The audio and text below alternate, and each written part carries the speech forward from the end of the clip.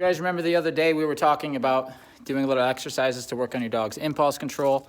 Here's an easy one you can set up. Benny's in a double down. Riggins is our helper. Here's a piece of food. I throw the food so it goes past Benny. Benny's not allowed to pick up his head and watch where it goes. Okay? Now you got your numbers ready on your e-collar? I Correct? do. If his head goes up, it's a tap. We repeat until it doesn't go up. Do anything. Oh boy, Good boy. Somebody understands the conversation here. Your dog at home. Oh, right. No, down. Okay. Like I said before, what we're patterning in, we're repatterning the reflex, okay? So the reflex is I see something, I start to react to it. We're taking a reactive dog and we're using this exercise to get rid of the reactiveness. We're trying to keep them thinking. Whenever they're out with us and they're working, we need them to be thinking, not just on autopilot reacting to things. And that's often what you're struggling with, is that autopilot just reacting to sounds and sights and smells. We want our dogs to be thinking. What am I supposed to be doing? Chin on the ground. Okay, cool. Then something like this happens. He corrected himself. That's the first step. That's the first step. And that's beautiful to us to see. Obviously no correction for that. As time, because he's thinking. And as time goes on, you get a dog that might hear some dogs barking behind them. They might lift an ear or something, which is fine. They just listen to it and let it go. They're not, what was that? Who's there? You know what I mean? Someone knocks on the door, same thing. They're not going to puff up and check it out. They're going to take in the information passively. And this is how we get them to learn how to do that. This is one of the many exercises that we do. And this could be, it doesn't have to be food. It could be a toy. No, down. Anything Good. that your dog's into. Benny's into these treats anyhow.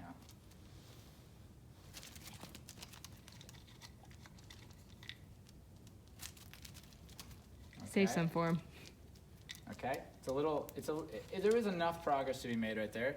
Now it's getting easy, so you would, obviously, if it's easy for your dog, don't stay here for an hour and do this. You're wasting both your time. Grab something that's a little bit more challenging, or at least different. So, I got a squeaky toy. See what this does. Now, the problem is Riggy's not into the squeaky toy. Oh, there he goes. No. Come. Down. Keep the camera going. So we found something Down. that was Good. pretty heavy distraction, which is me running and making some funky noises out of nowhere. So another thing is if it's really quiet in the room, you can add in just a quick loud noise, something funky like I just did, and that'll cause that reflex. And this will start to work on that, okay? It's very good for very nervy dogs. The more anxious your dog is, this is the best type of work you could do for them. Place and double downs, and then proofing it with these levels of distractions really works on impulse control. No, down. Good boy. Now he's taking it in passively, which we're fine with. That's the second rep. So once he understands the conversation, he might make the mistake in the future going out somewhere new, and then you have that conversation, and he says, okay, so when we're here, this is what I do. You can literally teach your dog how to behave in specific situations. Teach them to be calm in a new location by using this type of work.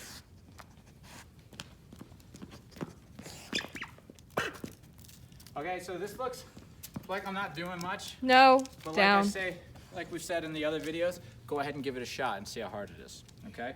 Put your dog in a double down, if your dog knows to double down, and try to put a stimulus behind them, and they're not allowed to pick their head up and look at it. No, down. We get to the point where we can silently tap on the remote, and he knows what that stim means, and he'll drop his head as well. So even if we're in a conversation with somebody, they just have to feel that low stim.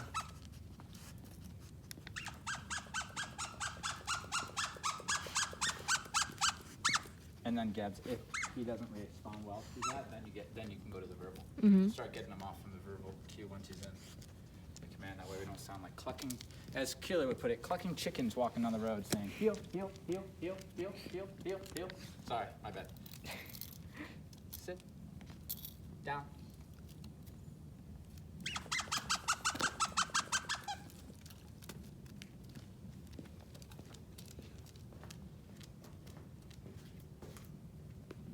Let's try a tennis ball. So once this type of exercise feels really easy and you've done it through a variety of situations, a variety of distractions, toys, dogs, people. Now you're ready to take this training and go off on your property, your house, your training room, and implement it out in the real world. A store, a patio at a cafe or something. Start using it in that type of stimulus, but you're gonna try somewhere that's mildly stimulating at first and make your way to the larger events, okay? And then this is how you get a dog who does this, or at least has that frame of mind. We're not always gonna have them have their chin on the ground. This is just this is how we induce the conversation, okay? This is how we can talk to the dog. Once he's experienced and he's well behaved and he's made it past this program, those double downs, he doesn't have to be in a double down every time he's in a down, right? He'll end up taking in the information nice and calm and relaxed. At a football game, he'll be laying there like that. He might even have his head down, but he might just be going like this. And this is how we do it. We program him, we program his auto response to calm the best we can. And then we also have a way to hold him accountable, okay?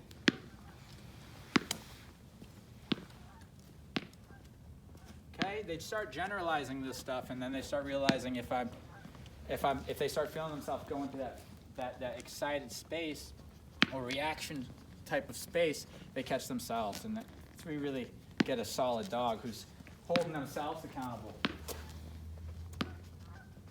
And that's what we call a dog who ends up making good judgment, good decisions. These are dogs that don't need you to micromanage them as much anymore. These are now adult dogs who are experienced and who are good companions. But you have to create that, okay? In most dogs, you have to create that. It's not going to come naturally.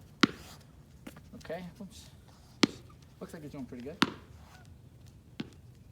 All right. That's good. Down.